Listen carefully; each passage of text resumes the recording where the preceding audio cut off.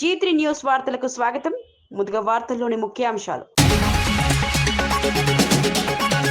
ఇందిరమ్మ చీరల పేరుతో మహిళలపై అప్పులు వేస్తున్న కాంగ్రెస్. ఆధారు వేలిముద్రతో 1200 రూపాయల అప్పు వేస్తున్నారన్న ఆరోపణలు. ఇది సంక్షేమం కాదు, అప్పుల పథకమని ఎర్రబెల్లి విమర్శలు. మహిళలు అప్రమత్తంగా ఉండాలని మాజీ మంత్రి హెచ్చరికలు. నాంపల్లి ఫర్నిచర్ షాప్ లో భారీ అగ్ని ప్రమాదం. 4 అంతస్తులకు వ్యాపించిన మంటలు. 4 ఫైర్ ఇంజన్లతో మంటలు అదుపు ప్రయత్నం. షార్ట్ సర్క్యూట్ కారణమై ఉండవచ్చన్న ప్రాథమిక అంచనా. తప్పుడు ప్రచారాలు వెనుక దాగి ఉన్న శక్తులపై భట్టి ఫైర్. సింగరేణి ఆస్తుల పరిరక్షణే ప్రభుత్వ లక్ష్యమన్న భట్టి. ఏ నినాదం వెనుక ఎవరి లాభమో ప్రజలు చూడాలన్న పిలుపు. అబద్ధపు కథనాలను ప్రజలే తిప్పికొడతారన్న ధీమా. అన్నవరం ప్రసాద కౌంటర్ ఘటనపై ఆలయ ఈవో స్పందన. లీకేజీలు మూసివేసి తక్షణ చర్యలు తీసుకున్నట్లు వెల్లడి. నిర్లక్ష్య ఉద్యోగులను విధుల నుంచి తొలగించిన అధికారులు. భక్తుల విశ్వాసమే తమకు ముఖ్యమని ఈవో స్పష్టం. వైఎస్ జగన్ హయాంలో 31 లక్షల మహిళలకు ఇల్లు. చంద్రబాబు పాలనలో ఒక్క ఇల్లు కూడా కట్టలేదన్న విమర్శ. ప్రభుత్వ భూములు కార్పొరేటర్లకు కట్టబెడుతున్నారన్న ఆరోపణ. మహిళల గృహ హక్కులపై పోరాటం కొనసాగుతుందన్న స్పష్టం. ఇందిరమ్మ చీరల పంపిణీలో పేరుతో కాంగ్రెస్ ప్రభుత్వం మహిళలను మోసం చేస్తోందని మాజీ మంత్రి ఎర్రబెల్లి దయాకర్ రావు తీవ్ర ఆరోపణలు చేశారు. మహిళలకు ఉచితంగా చీరలు ఇస్తున్నట్లు చెబుతూ వాస్తవానికి వారి పేర్లపై 1200 రూపాయల అప్పు వేస్తున్నారని ఆయన అన్నారు. అందుకే ఆధార్ కార్డు వేలిముద్రలు సేకరిస్తున్నారని ఆరోపించారు. భవిష్యత్తులో ఈ చీరల కోసం డబ్బులు కట్టాలంటూ నోటీసులు పంపే ప్రమాదం ఉందని హెచ్చరించారు. ఇది సంక్షేమం కాదు, అప్పుల పథకమని విమర్శించారు. మహిళల పేరుతో అప్పులు చేసి ప్రభుత్వ ఖాతాల్లో చూపించాలనే ఉద్దేశంతోనే ఈ విధానం తీసుకొచ్చారని తెలిపారు. పేద మహిళలు అప్రమత్తంగా ఉండాలని, ప్రభుత్వం చెప్పే మాటలను నమ్మకుండా వాస్తవాలు తెలుసుకోవాలని పిలుపునిచ్చారు. ఈ వ్యాఖ్యలు రాజకీయంగా తీవ్ర దుమారం రేపుతున్నాయి. ఈ చీరలు అందరికి ఇస్తలేడు, ఆ గ్రూపులు ఉన్న వాళ్ళకే ఇస్తాను అంతేనా నేను చెప్పేది. గ్రూప్ నోళ్ళకే ఇస్తాడు. ఆ గ్రూపులో ఇచ్చేటివి కూడా అప్పే. ఒక్కొక్క చీరకు 1200 రూపాయల అప్పు. ఇది నేను ఛాలెంజ్ చేసిన. ఎవడన్నా చీర ఇచ్చేటప్పుడు పేరు రాసుకొని సంతకం పెట్టుకోవాలి. ఇప్పుడు చీర ఇచ్చేటప్పుడు ఏం చేస్తాడు? ఇది అంటాడా, ఫోటో అంటాడా, ఐడి కార్డు అంటాడా? అంటే ఏంటంటే బ్యాంకు పోతే ఏం చేస్తావు? ఇవన్నీ పెట్టుకుంటావా లేదా? ఇది నీ పేరు మీద 1200 రూపాయల అప్పు. ఓ నెల రోజుల తర్వాత నోటీస్ వస్తుంది, బిడ్డ 1200 కట్టవాలి. ఆ చీర ఖరీదు 300. 300 రేవంత్ రెడ్డికి లంచమట, 300 ఆఫీసర్లకు లంచమట. ఇదంతా బోకస్. మన ఓట్ల కోసమే చీరలు. దయచేసి మోసం చేసే హైదరాబాద్ నాంపల్లి పరిధిలోని చిరాగ్ గాలి లైన్ లో ఉన్న ఓ ఫర్నిచర్ షాప్ లో భారీ అగ్ని ప్రమాదం సంభవించింది. 4 అంతస్తుల భవనంలోని గ్రౌండ్ ఫ్లోర్ లో మంటలు చెలరేగి క్రమంగా పై అంతస్తులకు వ్యాపించాయి. అగ్ని ప్రమాదం సమయంలో భవనంలో 2 చిన్నపిల్లలు చిక్కుకున్నట్లు సమాచారం అందడంతో స్థానికుల్లో ఆందోళన నెలకొంది. సమాచారం అందుకున్న వెంటనే 4 ఫైర్ ఇంజన్లు సంఘటన స్థలానికి చేరుకుని మంటలను అదుపు చేసేందుకు ప్రయత్నించాయి. దట్టమైన పొగ కారణంగా సహాయక చర్యలకు ఆటంకం ఏర్పడింది. విద్యుత్ షార్ట్ సర్క్యూట్ వల్లే ప్రమాదం జరిగి ఉండొచ్చని ప్రాథమికంగా అంచనా వేస్తున్నారు. ఈ ఘటనలో ఆస్తి నష్టం భారీగా జరిగే అవకాశం ఉందని అధికారులు తెలిపారు. పూర్తి వివరాలపై విచారణ కొనసాగుతోంది.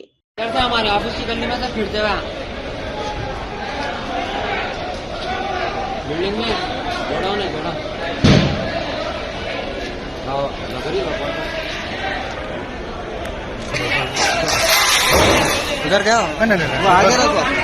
नहीं गर्म हीट हो रहा है ज्यादा है। मैं जब से यहाँ लग रहा था मैं छोड़ के चले पूरा फर्नीचर को लग गया। अब ऊपर इसमें बिल्डिंग के अंदर से अंदर घुसा कभी क्या आएगी वो बच्चे है।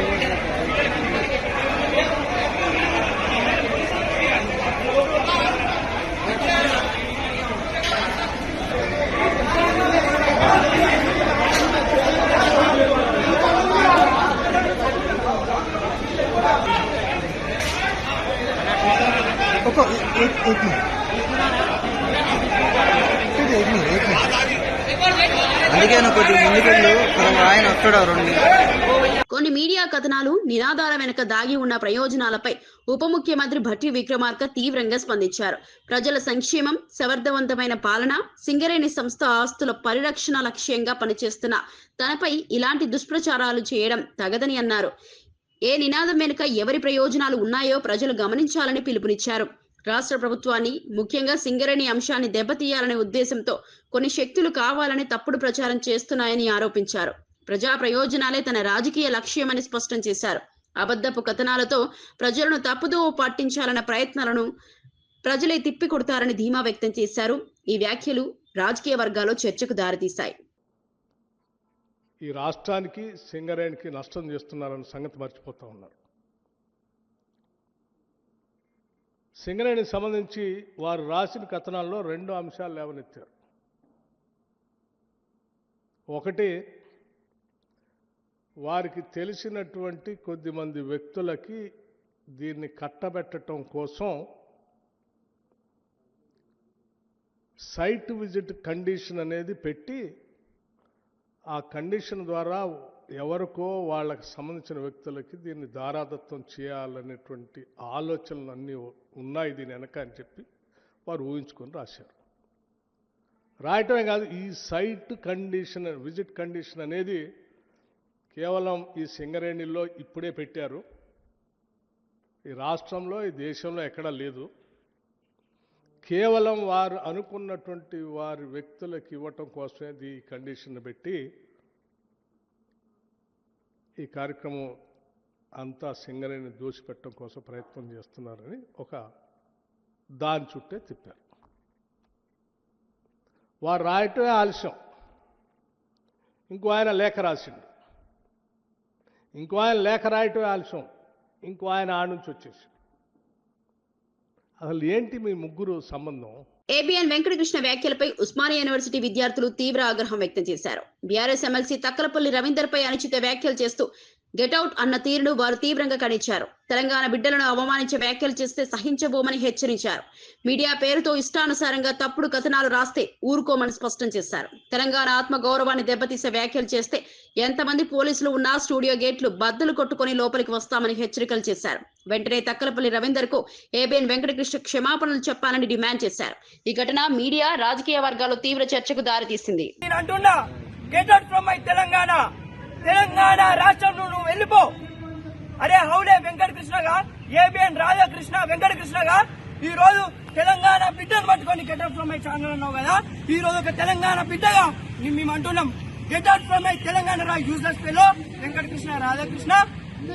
మా ప్రభుత్వం వచ్చినప్పుడు మేము కూడా గెట్ అవుట్ అంటాం, మేము కూడా నిన్ను చెప్పుతాం, కొట్టి తరుముతాం. ఈ రోజు డిబేట్ కు పిలిచేది నువ్వే, ఈ రోజు క్వశ్చన్లు అడిగేది నువ్వే. అదే ఆన్సర్. ఈరోజు తక్కలపల్లి రవీందర్ రావు గారు ఒక మాట మాట్లాడితే ఒక మీడియా పర్సన్ గా నువ్వు ఆ వాక్యాలను తీసుకోవాలి, మాట్లాడాలి. అంతేకాని get out from my channel అంటే ఈరోజు సిట్ విచారణ నిన్ను పెట్టి జరుపుతున్నాడా రేవంత్ రెడ్డి? ఈరోజు సిట్ లో ఏం జరుగుతుంది, సిట్ విచారణలో కేటీఆర్ గారితో ఎవరేం మాట్లాడాలని చెప్పేసి నువ్వు తెల్లారి అబద్దాలు ప్రచారం చేస్తే ఎవడు ఊకోడు.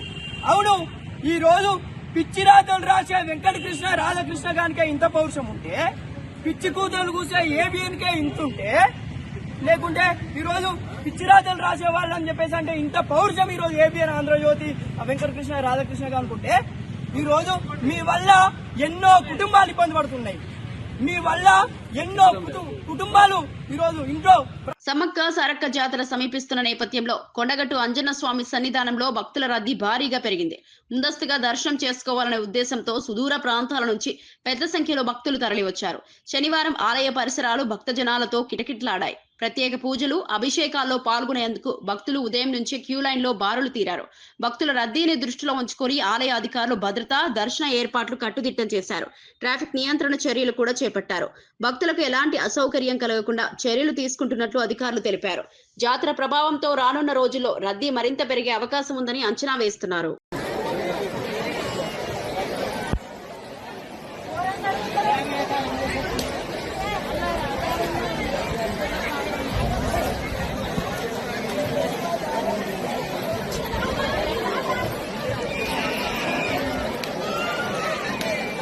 రవాణా శాఖలో సంస్కరణలో భాగంగా నేటి నుంచి వాహనాల శాశ్వత రిజిస్ట్రేషన్ ను షోరూంల వద్ద నుంచే చేపట్టనున్నట్లు మంత్రి పొన్నం ప్రభాకర్ తెలిపారు.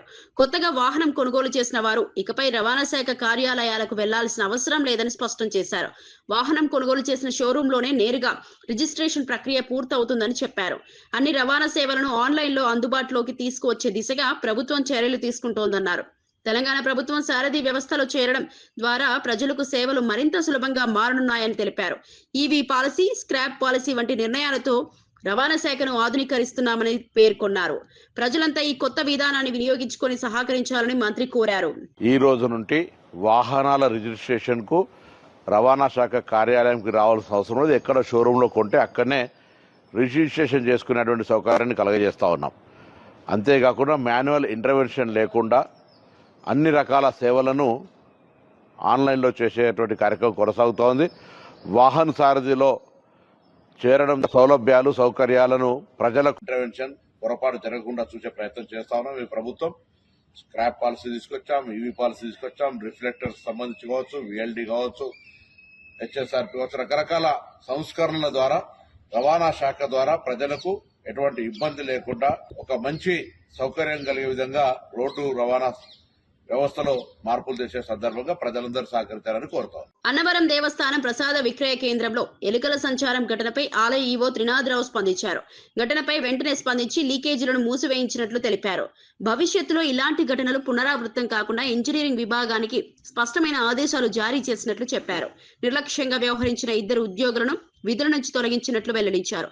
భక్తుల విశ్వాసం తమకు అత్యంత ముఖ్యమని, ప్రసాద కౌంటర్ల వద్ద పరిశుభ్రతకు అత్యంత ప్రాధాన్యం ఇస్తామని స్పష్టం చేశారు. ఆలయంలో నిత్యం శానిటేషన్ చర్యలు చేపట్టాలని ఆదేశించినట్లు తెలిపారు. ఈ ఘటన భక్తుల్లో ఆందోళన కలిగించినప్పటికీ అధికారులు తక్షణ చర్యలు తీసుకోవడం అభినందనీయమని పలువురు అభిప్రాయపడుతున్నారు. ఓం సత్యదేవాయ నమః.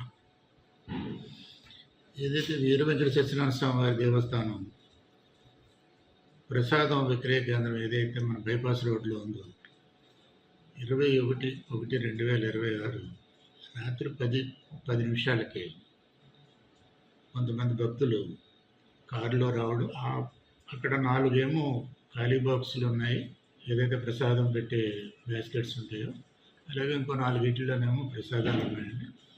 వాటి మీద ఎలకలు సంచరించడం వాళ్ళు గమనించి వీడియో తీయడం జరిగింది. మా సిబ్బందితో కూడా వాళ్ళు వాగ్వాదం చేయడం జరిగింది.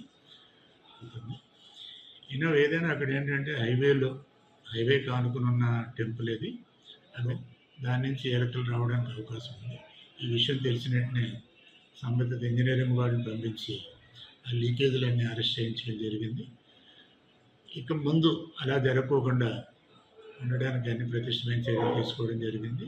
ఎవరైతే అక్కడ డ్యూటీలో ఉండి ఆ విషయాన్ని గమనించుకోకుండా ఈ మీడియా వరకు వెళ్ళి ఈ సోషల్ మీడియాలో వైరల్ అయ్యి దేవుడు ప్రతిష్టకు భంగం కలిగే దానికి కారకులయ్యారో వాళ్ళ మీద కూడా యాక్షన్ తీసుకోవడం జరిగింది. వాళ్ళిద్దరిని అవుట్ ఆఫ్ డ్యూటీ పెట్టడం జరిగింది. బాపట్ల పట్టణంలోని ఓ వైన్ షాప్ లో మహిళ హల్చల్ సృష్టించిన ఘటన కలకలం రేపింది. షాప్ లో పనిచేస్తున్న యువకుడిపై దాడి చేసిన మహిళ అనంతరం అదే యువకుడిపై పోలీసులకు ఫిర్యాదు చేయడం చర్చనీయాంశంగా మారింది. ఈ ఘటనతో కొంతసేపు షాప్ పరిసరాల్లో ఉద్రిక్తత నెలకొంది. స్థానికులు జోక్యం చేసుకుని పరిస్థితిని అదుపులోకి తెచ్చారు. సమాచారం అందుకున్న పోలీసులు సంఘటన స్థలానికి చేరుకుని వివరాలు సేకరించారు. దాడి కారణాలు, మహిళ చేసిన ఫిర్యాదుపై విచారణ కొనసాగిస్తున్నట్లు పోలీసులు తెలిపారు. ఈ ఘటనపై సోషల్ మీడియాలో భిన్నాభిప్రాయాలు వ్యక్తమవుతున్నాయి. వాస్తవాలు పూర్తిగా వెలుగులోకి రావాల్సి ఉందని స్థానికులు కోరుతున్నారు.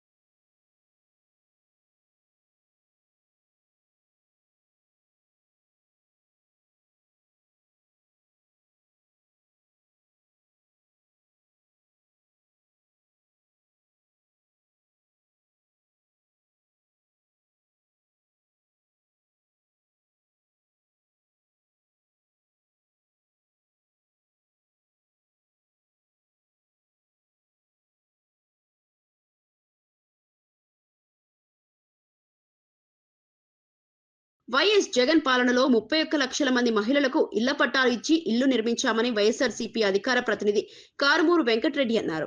చంద్రబాబు ప్రభుత్వం ఏడాదిన్నర కాలంలో ఒక్క పేదవాడికి ఇల్లు కట్టించలేదని ఆరోపించారు. ప్రభుత్వ నిధులను బినామీలు, బంధువులకే మళ్లిస్తున్నారని విమర్శించారు.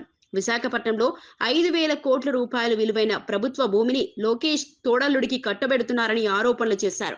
పేదల సంక్షేమాన్ని విస్మరించి కార్పొరేట్ ప్రయోజనాలకు ప్రభుత్వం పనిచేస్తోందని మండిపడ్డారు. మహిళల భద్రత, గృహ హక్కుల విషయంలో వైఎస్ఆర్సీపీ ఎప్పుడూ ప్రజల పక్షానే ఉంటుందని స్పష్టం చేశారు. కోట్ల రూపాయల విలువైనటువంటి భూమిని అప్పనంగా ఈరోజు దోచుకుంటున్నటువంటి పరిస్థితి. అదే బడ్డీ కొట్లు పెట్టుకుని ఎక్కడైనా రోడ్డు అమ్ముతుంటే వాళ్ళ ఇల్లు కూల్చేస్తారే, మరి అదే బడ్డీ కొట్లు కూల్చారు కదా. అక్కడ పొట్టకూడి కోసం వలస వచ్చినటువంటి వాళ్ళ కోసం విశాఖపట్నం అదే బడ్డీ కొట్లు రోడ్డు అమ్మడ పెట్టుకుంటే వాటిని కూల్చేశారు. విజయవాడలో 42 కుటుంబాలని రోడ్డును పడేశారు. ఈ రోజు మీకేం ఎంత భూమి కావాలంటే అంత భూమి దోచేసుకుంటా చంద్రన్న భూ కబ్జా కానుక అని దీనికి ఒక పేరు పెట్టండి, బాగుంటుంది. ఎందుకంటే చంద్రన్న భూ కబ్జా కానుక సూపర్ 6 మాత్రం లేదు, బట్ సూపర్ గా కబ్జా స్కీములు మాత్రం ఈ ప్రభుత్వంలో ఉన్నాయి. అలానే సూపర్ గా భూములను ఎలా దోపిడీ చేయాలి, భూముల దోపిడీ స్కీము సూపర్ గా అమలు చేస్తా ఉన్నారు చంద్రబాబు నాయుడు గారు. పేదవాడికి 1 సెంటు స్థలం ఇప్పటి వరకు ఇవ్వలేదు. కానీ మొత్తంగా అయితే మీ బంధువులకి, మీ బినామీకి, మీ లుల్లుగాళ్ళకి ఇష్టం వచ్చినట్టుగా వేల కోట్ల రూపాయల భూముల్ని అప్పనంగా 99 పైసలకో 100 రూపాయలకో ఇలా దోచిపెడుతున్నారనేది మరొకసారి బయటపడింది. ఎండాడలో కూడా ఇట్లానే లోన్లు తీసుకున్నారంట ఆ భూమి మీద. 22A ప్రభుత్వం షూరిటీ ఇప్పించి మార్టిగేజ్ బ్యాంకుల నుంచి లోన్లు ఇప్పించిందంట. ఎంత దారుణమైన పరిస్థితులు ఆంధ్రప్రదేశ్ రాష్ట్రంలో ఉన్నాయో ఒకసారి చూడండి. ఎక్కడ భూములు కనపడితే అక్కడ విజయవాడలో బస్టాండ్ భూములు ఇచ్చేస్తారు, లేదంటే తిరుపతిలో మఠం భూములు కొట్టేస్తారు. ఇప్పుడు చూస్తే ఇక్కడ ఆక్రమించిన వాళ్ళకి భూమి ఇచ్చేయటం ఏంటి అంటే కబ్జా చేసిన దాడితే భూమి, దున్నేవాడిదే భూమి అని అప్పుడు అంతమంది ఉండేది. ఎవరు దున్నుకుంటే వాళ్ళదే భూమి అని, ఎవరు కబ్జా చేస్తే వాళ్ళకే భూమి ఇచ్చేస్తా ఉంటుంది తెలుగుదేశం పార్టీ. బట్ ఎవరు పడితే వాళ్ళు కబ్జా చేస్తే కేసులు పెడతారు. ఓన్లీ తెలుగుదేశం వాళ్ళు కబ్జా చేస్తే మాత్రమే, తెలుగుదేశం బినామీలు కబ్జా చేస్తే మాత్రమే వాళ్ళకి భూములు ఎంత కబ్జా చేస్తే అంత అప్పనంగా ఇచ్చేస్తున్న పరిస్థితి. జగన్మోహన్ రెడ్డికి దేవుడిపై అపారమైన భక్తి ఉందని డాక్టర్ ప్రదీప్ చింతా పేర్కొన్నారు. ఆయన భక్తిలో ఎలాంటి నాటకీయత ఉండదని, అది అంతర్ముఖమైన విశ్వాసమని అన్నారు. తిరుమల గురించి జగన్ తనతో వ్యక్తిగతంగా చెప్పిన మాటలను ప్రజలంతా తెలుసుకోవాలన్న ఉద్దేశంతో ఆయన ఈ వ్యాఖ్యలు చేశారని తెలిపారు. రాజకీయాలకు అతీతంగా ఆధ్యాత్మిక విశ్వాసం ఉండటం ప్రత్యేకతగా పేర్కొన్నారు.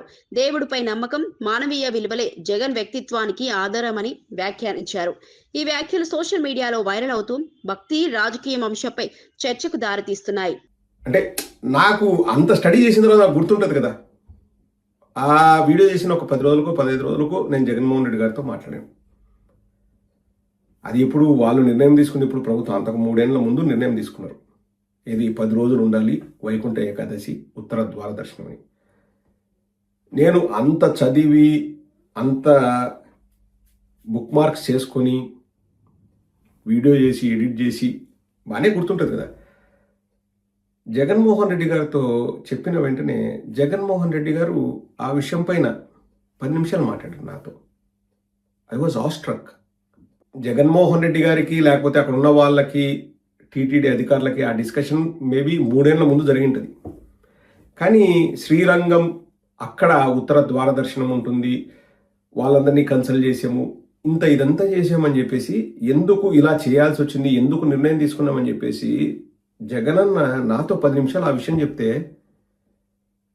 నేను అనుకున్నాను, 1 మెమరీ, 2 భక్తి, 3 చేయాలన్న సంకల్పం. నాకు ఇంకా ఏం మాట్లాడడం కూడా అర్థం కాలేదండి. అంటే నేను ఇదంతా కూడా ఎందుకు చెప్పానంటే, స్టార్టింగ్ నుంచి నేను హిందువునే, నాకు దైవభక్తి ఉంది. నాకు ఆనెస్ట్గా చెప్తానండి, వైకుంఠ ఏకాదశి లేకపోతే ఉత్తర ద్వార దర్శనం ఆ టైంలోనే ఎందుకు పోయి దర్శనం చేసుకుంటే నాకు తెలియదు. నేను తిరుపతిలో 3 ఏళ్ళు చదివా. నాకు తిరుపతి వెరీ ఫేవరెట్. యాదాద్రి భువనగిరి జిల్లాలో ఐపీఎస్ అధికారులు నిరాడంబరంగా వివాహం చేసుకుని ఆదర్శంగా నిలిచారు. యాదాద్రి జిల్లా చౌటుప్పల్ మండలం రింగారెడ్డిగూడెంకి చెందిన ఐపీఎస్ అధికారి శేషాద్రిని రెడ్డి ప్రస్తుతం కుత్బులాపూర్ డీసీపీగా విధులు నిర్వహిస్తున్నారు. కడప జిల్లాకు చెందిన ఐఏఎస్ అధికారి శ్రీకాంత్ రెడ్డి ప్రస్తుతం శిక్షణలో ఉన్నారు. వీరిద్దరూ చౌటుప్పల్ సబ్ రిజిస్ట్రార్ కార్యాలయంలో కొద్దిమంది కుటుంబ సభ్యులు ఉన్నతాధికారుల సమక్షంలో వివాహ బంధంతో ఒక్కటయ్యారు. ఎలాంటి ఆడంబరం లేకుండా సాధారణంగా వివాహం జరిపించడం సమాజానికి మంచి సందేశంగా నిలిచింది. ప్రభుత్వ సేవలో ఉన్నవారు ప్రజలకు ఆదర్శంగా ఉండాలన్న ఉద్దేశంతోనే ఈ నిర్ణయం తీసుకున్నామని కొత్త జంట పేర్కొంది. వివాహానికి హాజరైన అధికారులు, బంధువులు ఈ జంటను అభినందిస్తూ శుభాకాంక్షలు తెలిపారు. ఈ వివాహం యువతకు ఆదర్శంగా నిలుస్తోందని పలువురు ప్రశంసిస్తున్నారు.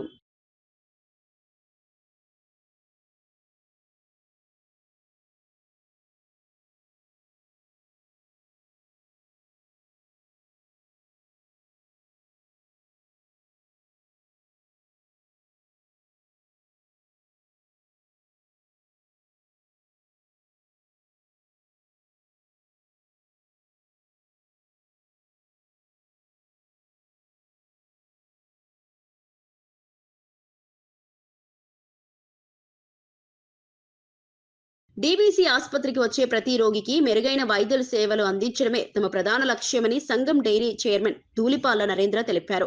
ఆసుపత్రిలో అందుబాటులో ఉన్న సౌకర్యాలు, వైద్య సేవలపై ఆయన సమీక్షించారు. గ్రామీణ ప్రాంతాల నుంచి వచ్చే రోగులకు కూడా నాణ్యమైన చికిత్స అందేలా ప్రత్యేక చర్యలు తీసుకుంటున్నామని పేర్కొన్నారు. వైద్య సిబ్బంది సేవాభావంతో పనిచేయాలని సూచించారు. ఆసుపత్రిలో పరిశుభ్రత, మందుల లభ్యత, ఆధునిక వైద్య పరికరాల వినియోగంపై ప్రత్యేక దృష్టి పెట్టామని తెలిపారు. రోగులు ఆసుపత్రికి వచ్చాక ఎలాంటి ఇబ్బందులు ఎదుర్కోకుండా సేవలు పొందాలన్నదే లక్ష్యమన్నారు.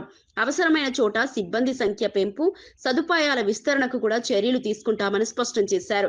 డీవీసీ ఆసుపత్రిని ప్రజలకు మరింత నమ్మకమైన వైద్య కేంద్రంగా తీర్చిదిద్దేందుకు కృషి చేస్తున్నామని ధూళిపాల నరేంద్ర తెలిపారు. ప్రయోగాత్మకంగా చేసే పరిశోధనలు కావచ్చు, వైద్యం కానీ ఇక్కడ అందాలి అనేది నా సంకల్పం. ఎవరైతే సామాజిక స్పృహ ఉన్నవాళ్ళు, సామాజిక స్పృహ ఉండి మనం కూడా గ్రామీణ ప్రాంతాల్లో ఉండి వైద్యం చేయాలనే ఆలోచన దృక్పథం ఉన్న వాళ్ళు ఎవరైతే ఉన్నారో వీల్ అసోసియేట్ డీవీసీ హాస్పిటల్ అసోసియేట్ అవుతుంది. వాళ్ళందరికీ ఈ డీవీసీ హాస్పిటల్ వేదిక అవుతుంది అని చెప్పి ఈ వేదిక మీదుగా తెలియజేస్తా ఉన్నా. మేము ఇన్వెస్ట్మెంట్ చేయడానికి పరిమితులు ఉంటాయి కాబట్టి వీఆర్ ట్రయింగ్ ఫర్ టైఅప్స్. ఈ క్యాంపస్లో, ఈ ప్రిమిసెస్లో ప్రతి ఒక్క వ్యాధికి సంబంధించిన వైద్యం అందాలి అనే ఆలోచన మాది. తిరుమల శ్రీవారిని పలువురు న్యాయమూర్తులు, ప్రముఖులు దర్శించుకున్నారు. వీఐపీ బ్రేక్ దర్శన సమయంలో రాష్ట్ర న్యాయమూర్తులు justice Venkata Jyothirmai, Karnataka deputy speaker Rudrappa Lamani, cine నిర్మాత శిరీష్, నటుడు జీవన్ కుమార్ కూడా స్వామివారిని దర్శించుకున్నారు. టీటీడీ అధికారులు వారికి ఘన స్వాగతం పలికి దర్శన ఏర్పాట్లు చేశారు. అనంతరం ఆలయంలో పండితులు వేద ఆశీర్వచనం అందించి తీర్థ ప్రసాదాలు ఇచ్చారు. దర్శనం అనంతరం పలువురు ప్రముఖులు స్వామివారి ఆశీస్సులు లభించడం ఎంతో ఆనందంగా ఉందని తెలిపారు. తిరుమలలో భక్తుల సంఖ్య పెరుగుతున్న నేపథ్యంలో టీటీడీ భక్తులకు మెరుగైన సౌకర్యాలు కల్పించేందుకు చర్యలు తీసుకుంటోంది.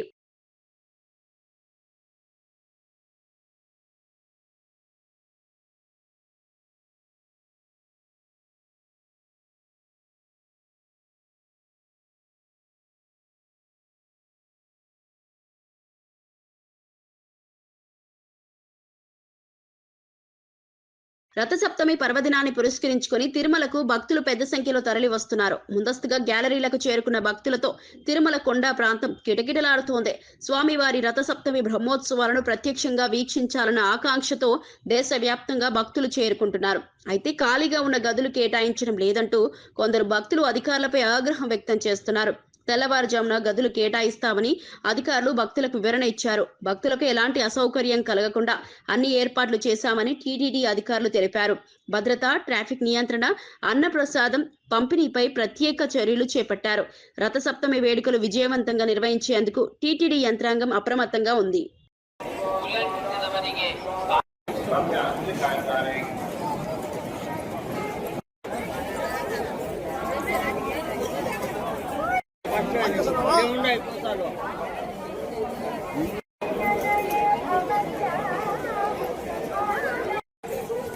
సమ్మక్క సారక్క జాతర నేపథ్యంలో కొండగట్టు ఆంజనేయ స్వామి సన్నిధానంలో భక్తుల రద్దీ భారీగా పెరిగింది. ముందస్తుగా దర్శనం కోసం సుదూర ప్రాంతాల నుంచి పెద్ద సంఖ్యలో భక్తులు తరలి వస్తున్నారు. ఆలయ పరిసరాలు భక్త జనాలతో శనివారం సందడిగా మారాయి. స్వామివారి దర్శనం కోసం తెల్లవారుజాము నుంచే క్యూ లైన్ లో భక్తులు బారులు తీరారు. భక్తులకు ఎలాంటి ఇబ్బందులు కలగకుండా ఆలయ అధికారులు ప్రత్యేక ఏర్పాట్లు చేశారు. ట్రాఫిక్ నియంత్రణ, త్రాగునీరు, వైద్య సదుపాయాలు ఏర్పాటు చేశారు. సమ్మక్క సారక్క జాతరకు ముందు కొండగట్టు అంజనను దర్శించుకోవడం ఆనవాయితీగా వస్తుంది. వస్తుండటంతో రద్దీ మరింత పెరుగుతోంది. భక్తుల భక్తి శ్రద్ధలతో స్వామివారికి పూజలు నిర్వహిస్తూ మొక్కులు తీర్చుకుంటున్నారు. కొండగట్టు ఆలయం భక్తుల జై జయకారాలతో మార్మోగుతుంది.